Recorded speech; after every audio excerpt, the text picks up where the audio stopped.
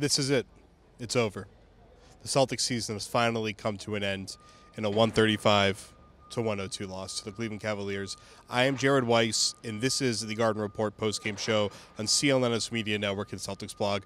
Over the next few minutes, we'll go over what happened tonight and what happened in this series and really what happened in this season. Before we do, I have to tell you about ZipRecruiter. The best way to hire people is to go to ZipRecruiter.com/sportsfan, and you will be able to post your job to hundreds of job boards across the internet. It is the best way to hire someone. If you're Danny Ainge, you want to build a team that's good enough to beat the Cleveland Cavaliers, go to ZipRecruiter.com/sportsfan, and that's how you sign up for free. Helping us out helps you out. It is the way to hire somebody.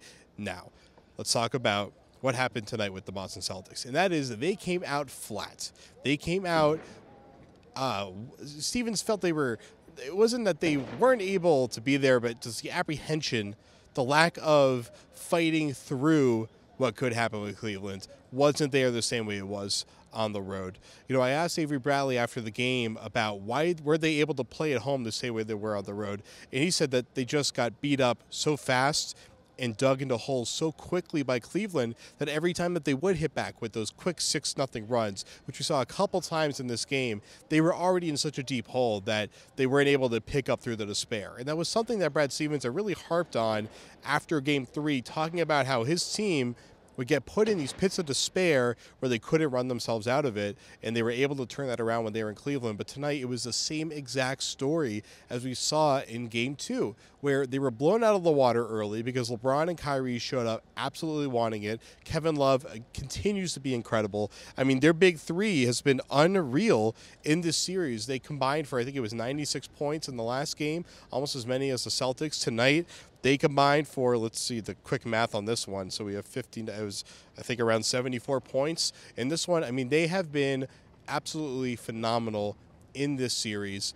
They have a great chance against Cleveland, and we saw that tonight because their ability to dominate in transition is good enough to beat just about anybody. And there's one thing that Cleveland's really show that they could do is that they can turn any moment into transition. And it's something that Golden State has done so well. That's something that they were able to do against Boston. And Boston was beat up by those moments. And there were so many moments in this game where LeBron James would just be out in the open court and there was nothing they could do.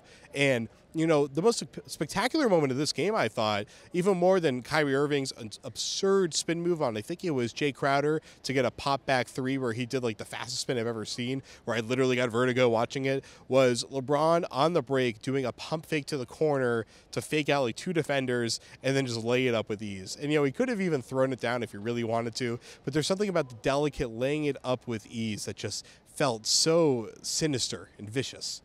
And that was what was just so incredible about what they did. Cleveland, they were a team that we expected coming into the series to beat the Celtics pretty handily. Most people picked 5. I picked 6 because I thought this would be a game where they could probably hit back and force another one. I was very wrong in that regard, but you know what? It's a prediction. It's not always perfect. But frankly, after what happened with Isaiah Thomas, the fact that they were able to fight back the way they did in Cleveland, I thought that was a crowning achievement. And that was something that I talked about with several other reporters and people after the game, was the fact that they were able to fight in those games in Cleveland.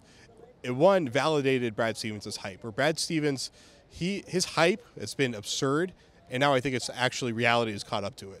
And what he did in this series was incredible, to the point that LeBron was almost praising him as much as he was praising his own coach, Ty Lue. I mean, it was really incredible to see the accolades that Brad Stevens is getting right now. It bodes very well for their future that he is thought of this way. But right now in their present, it was very clear that they have deficiencies with, I mean, an obvious lack of talent. A lot of guys after this game are saying, I got to become a better shooter. I got to become a better playmaker. Marcus Smart certainly being one of those guys. The Celtics kept grasping for straws, and even though they were coming up with something at the end, they were coming up with short straws. And they just didn't have what it took. But they certainly had the fight in them. And I think that is, there's one silver lining to take away from this series, no matter how bad things went at home, no matter the fact that they are the only #1 seed ever to never have a lead at home in a series.